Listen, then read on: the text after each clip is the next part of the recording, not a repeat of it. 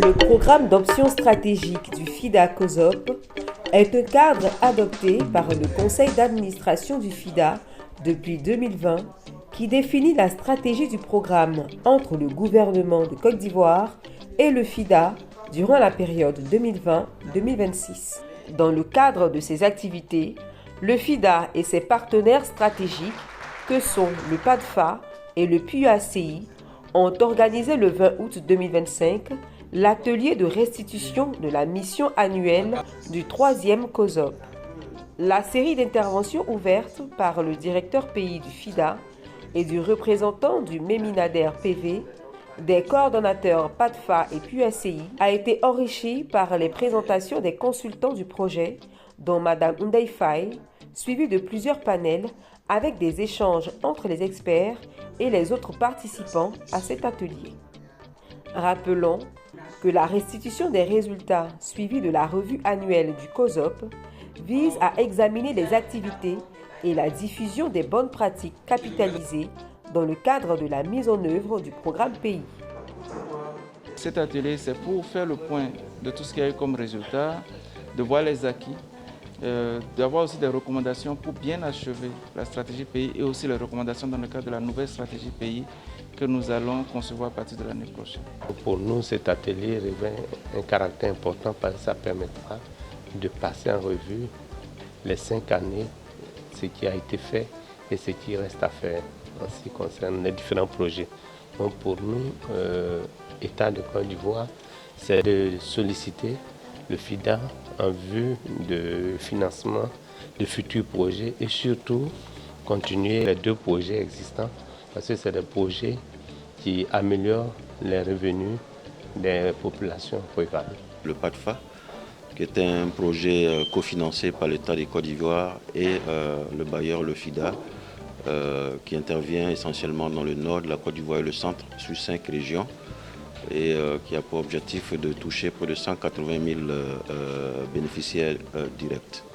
Alors nous intervenons sur les chaînes de valeur de 3 filières, le riz, la mangue, le maraîcher. Donc nous travaillons sur la production de ces 3 filières, nous travaillons sur la transformation de ces 3 filières. Donc nous accompagnons les organisations paysannes et nous accompagnons aussi les unités de transformation dans ces 3 filières.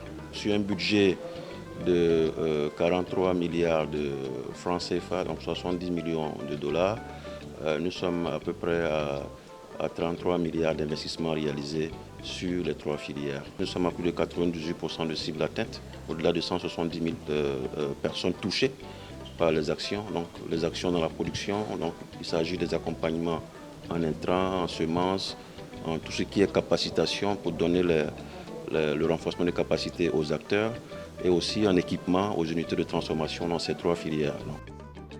Au terme de la synthèse des recommandations et la lecture de la note des bénéficiaires, certains représentants des coopératives agricoles, bénéficiaires des projets PADFA et PUACI, nous témoignent de leur satisfaction. Avant, quand nous récoltons l'oignon dans le mois de février à mars, il faut 3 mois pour pouvoir tout évacuer. Mais à partir de maintenant, nous pouvons stocker l'oignon de 7 à 8 mois pour pouvoir vendre à des prix chers. Parce que quand nous récoltons l'oignon est entre 300 et 250 francs le kilo. Aujourd'hui, l'oignon est à 600, 700 francs le kilo. À cause de ces cases, nous stockons l'oignon sans même craindre qu'il y a des pourritures. Avec la formation de PADFA, ça rend les femmes encore plus autonomes. Nous sommes vraiment satisfaits parce que l'État nous aide à avoir du matériel à moindre coût. Nous avons la facilité d'avoir de la sémence pour produire du riz de bonne qualité.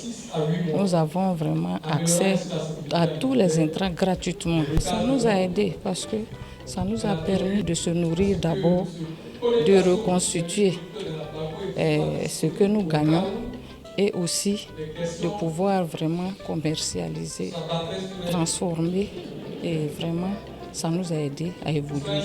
Le coordonnateur du PUACI rappelle les objectifs, les enjeux et les grandes actions menées avec dévouement par son programme. Le projet intervient dans 9 régions de la Côte d'Ivoire, dans le Kabadougou, dans le Worodougou, le Bafing, le Béret, le Folon dans le Gontugo, donc dans le Bunkani et le Tchologo.